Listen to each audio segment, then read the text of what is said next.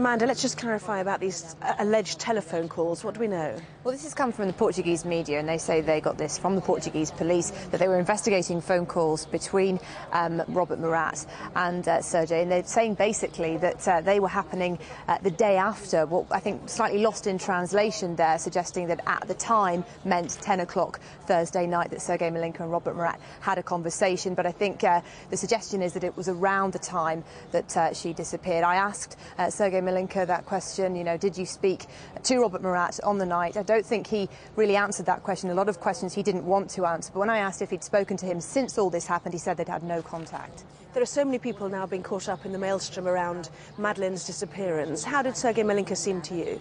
Overwhelmed by it, really. I mean, he'd had 72 missed calls on his phone in the space of half an hour. Everybody wanting to talk to him. I mean, those scenes of the computers being taken from his flat were very dramatic. I think that's because there was such media attention on it. The cars drove away very quickly, and it kind of suggested, perhaps otherwise, you know, that he wasn't questioned as a witness, which we now know that he was.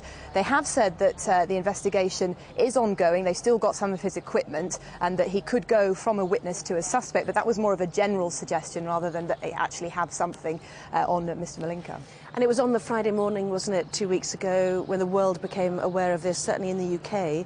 It has gone global now. I mean, it's an extraordinary effort on the part of the family, isn't it? Well, I think before this focus on Robert Murat, there was a suggestion that the police investigation wasn't going anywhere, and then we really saw the family kick into action.